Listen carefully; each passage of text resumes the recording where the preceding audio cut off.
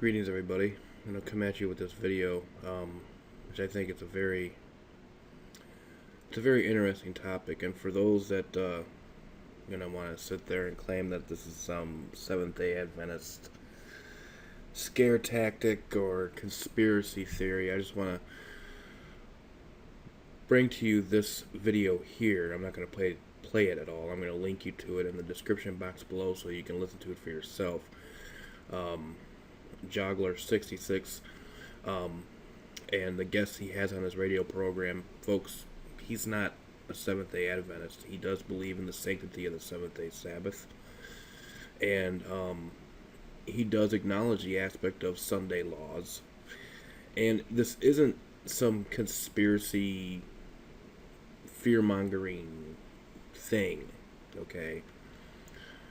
This is a fact. This is a fact that there is Sunday legislation being put out there. And the host of this show, he himself, he's from Belgium. So he lives within the European Union. So he is in the middle of this. He knows about this. And this is actually the first time I've heard about this.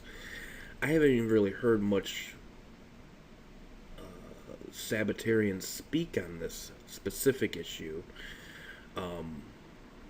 but this is very interesting. Now, I'm going to bring to you two articles that he does reference and he does read off of here, and I'm going to kind of go over something in Romans chapter 13, which is very unique. And I really liked how he put it in here. And then the rest of this, you'll have the opportunity to listen to this broadcast that was made on April 17th, 2015. But he does believe the aspect of the Sunday law. He does believe in the aspect of the Sunday law being a mark of Rome's authority. And he does believe in the sanctity of the Sabbath, and he does believe that should be kept by all Protestant or Christians, and that by keeping Sunday, knowingly or unknowingly, you're in lockstep with following the Antichrist or the Pope. But again, he is not a Seventh-day Adventist, so don't come out here and bashing Adventism or anything like that, because I hate to say it, what they've been proclaiming about this whole Sunday law thing, it's starting to become a common reality. Whether you want to acknowledge it or not. Okay. So I'm going to go ahead and bring you this article. And I'm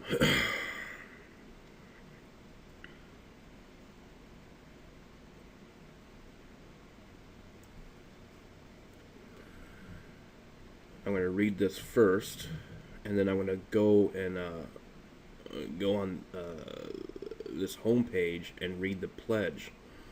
This website is entitled European Sunday Alliance. Okay. And I'm going to read this right here, which was issued on the 3rd of March 2015, which is entitled European Interest Group Work-Life Balance. First European Interest Group Work-Life Balance launched. On the very day when the European Day for a Work-Free Sunday is celebrated across Europe, at the EU Parliament, and in the presence of MEPs from different political groups, the European Sunday Alliance launched the first European interest group on work-life balance. For the first time, the interest group, supported by representatives of politicians, trade unions, business executives, family and sports organizations, and representatives of churches and religious communities, brought together 50 people to discuss how to ensure that EU legislation respects and promotes workers' health and promotes a better balance between family and private life and work. Participants shared the consensus that these objectives do not conflict with the objectives of economic competitiveness. And the contrary, competitiveness needs innovation, innovation needs creativity, and creativity needs recreation. Now, what does this have to do with Rome, you might add? Well, what's interesting to note is that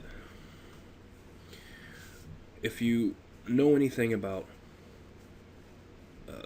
papal history and everything like that, is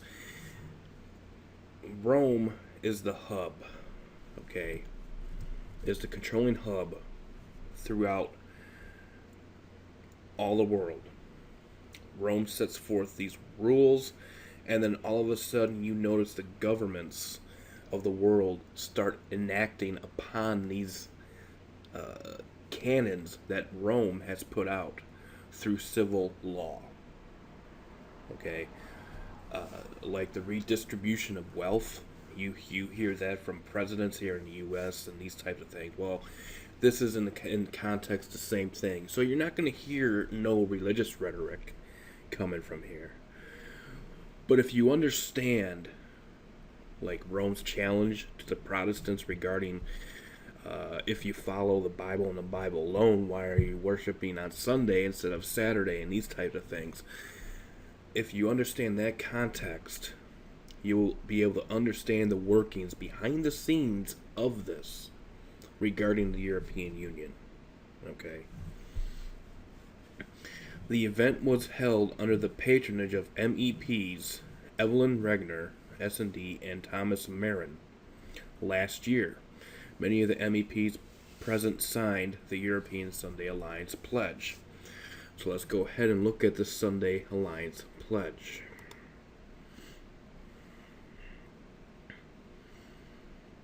This is a pledge for a work-free Sunday and decent work ahead of the European elections 2014. So this pledge was made last year.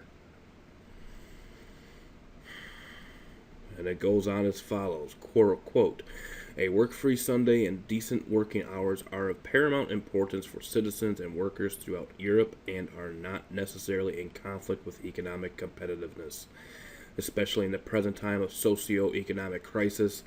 The adoption of legislation extending working hours to late evenings, nights, bank holidays, and Sundays has direct consequences for the working conditions of employees and for small and medium-sized enterprises. Competitiveness needs innovation, innovation needs creativity, and creativity needs recreation."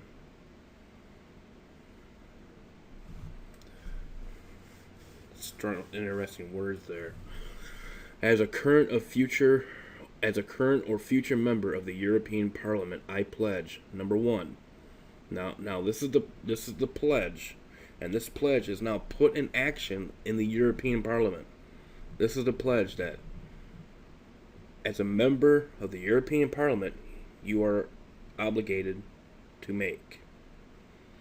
So is this action going forth in Europe right now? Yes, it is.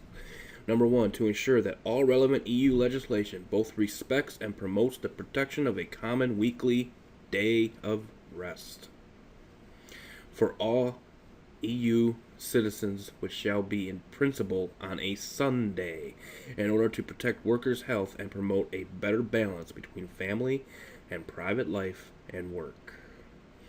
Number two, to promote EU legislation guaranteeing sustainable working time patterns based on the principle of decent work benefiting society as well as the economy as a whole. And here you can see all the signatures that were collected agreeing with this pledge. All the members of Parliament and these types of things. Now it's up to you. Contact your MEP candidate and call on him to commit her or himself to ensure that all relevant EU legislations both respects and promotes the protection of a common weekly day of rest for all EU citizens. It's just basically repeating the pledge. Okay, we will publish it on our website. Photos that we receive before Wednesday, 15 January 2014, will be included in the presentation of the campaign during our conference at the European Parliament on the 21st of January 2013. So this has already happened. Okay. So let's go back to the regular article we were reading here. The issue of work-life balance, decent working hours, and synchronized free time for all citizens in Europe is important for many reasons. At a personal level, for time together with family and friends. Now, also, you probably have also heard Pope Francis consider Sunday Family Day. That this is not really a day that doesn't have hey, it doesn't have to include going to church on a Sunday, but this should be recognized as a international day of rest, a family day. Okay.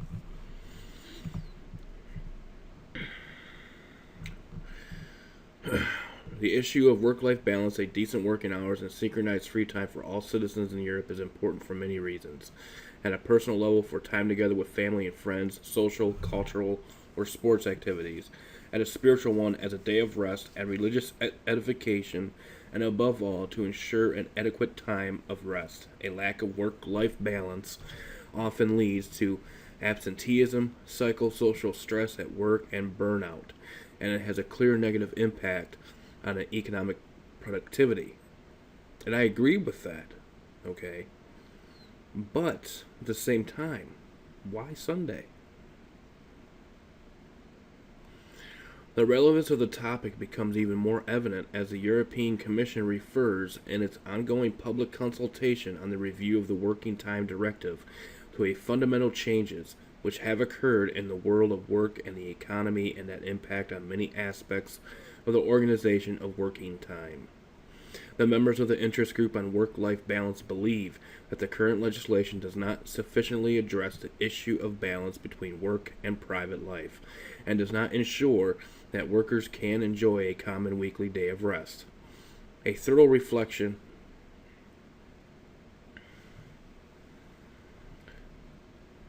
and discussion on how to best ensure the protection of EU citizens' work-life balance is therefore urgently needed. Interest group provides the right format and opportunity to bring members of the European Parliament and representatives from civil societies and other organizations together. It will offer a platform, a regular and informal exchange of views, knowledge, and expertise on the different aspects and actors involved to ensure a better work-life balance for all. This was the first of a series of events that will address the issue of work-life balance, and that will continue for 2 years from now.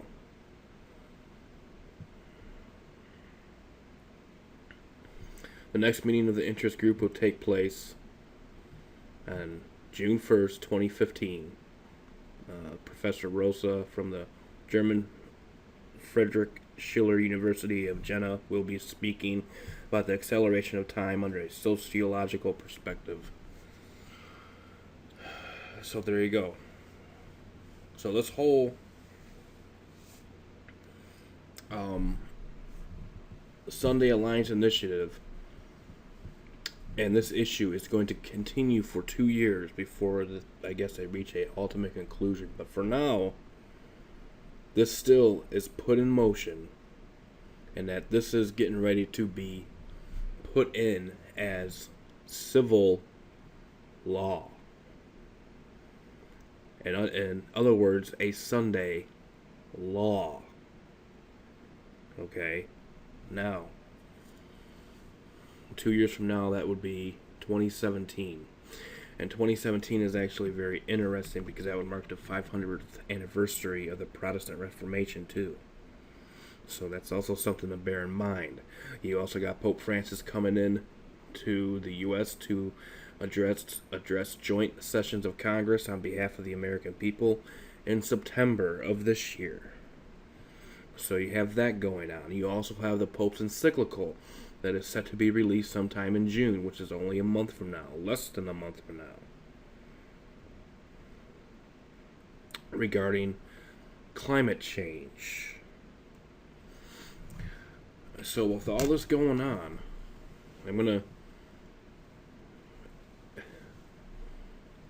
to bring to you Now understand that this is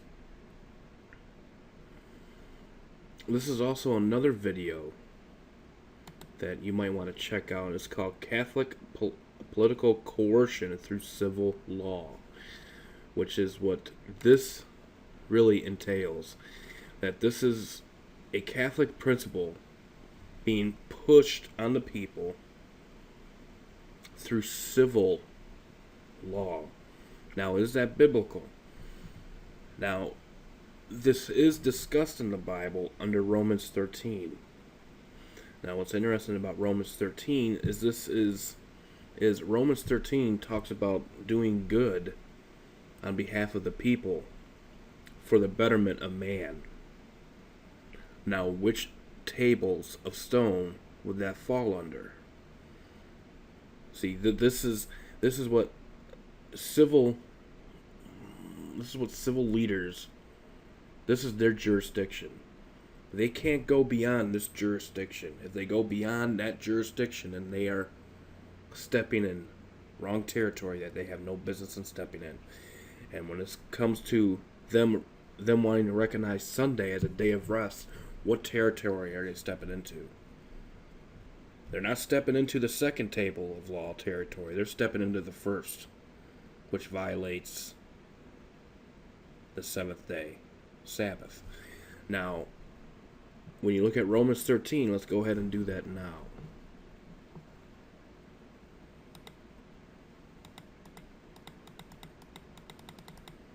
Okay, I want to go basically read the whole of this chapter. This is Romans 13, okay? Now, this is talking about the higher powers, people in leadership, people in government, and these types of things, okay?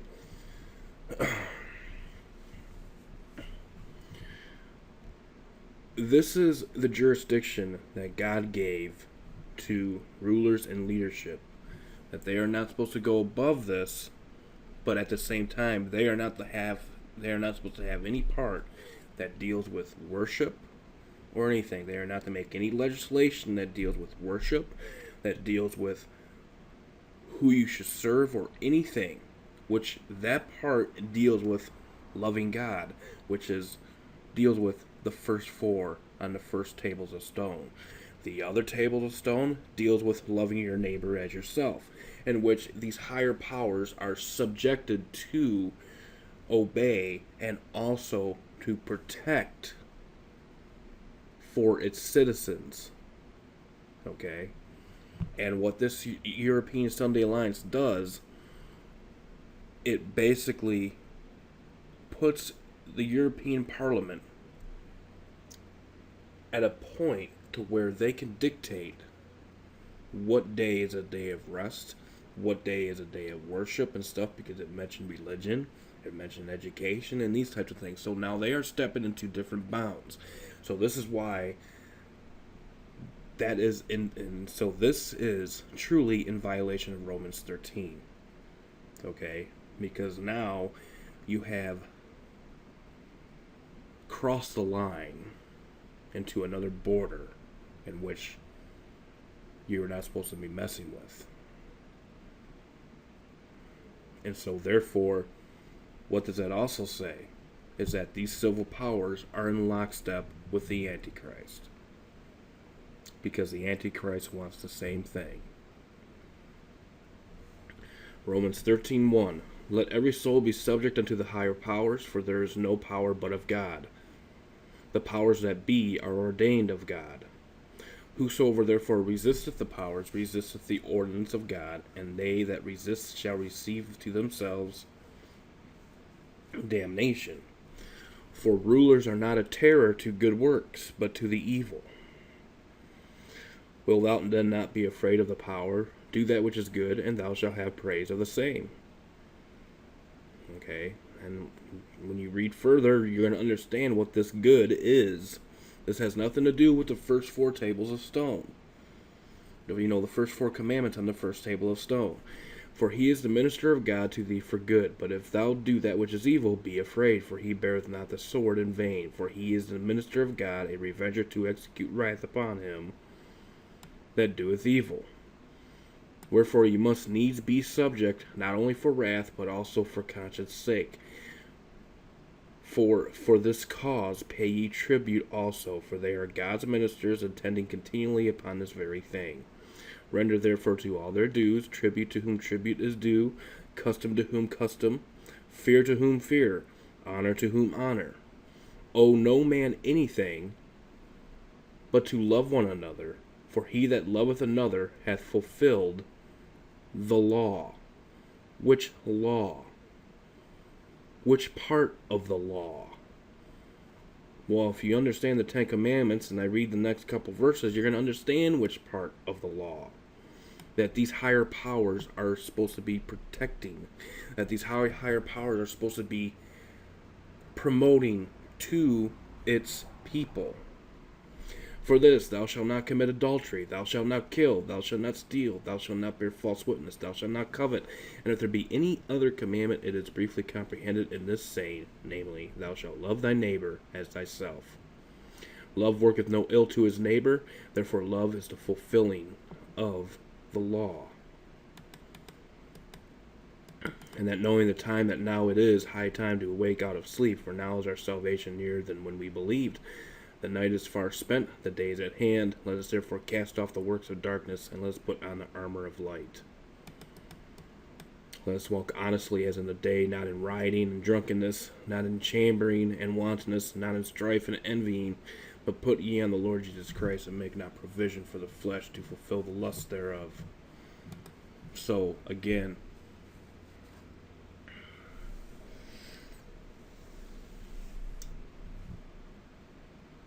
what this European Sunday Alliance is in direct contradiction to Romans 13.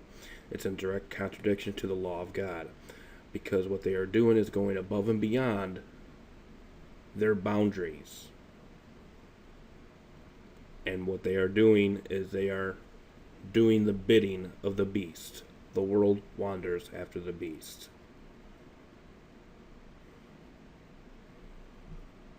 This is going on in Europe. It's going to happen here. I don't know what else I can say on this matter. All I know is I do believe it's going to come to a choice. And this whole 7th day and first day of the week thing seems pretty legit that this could be that choice.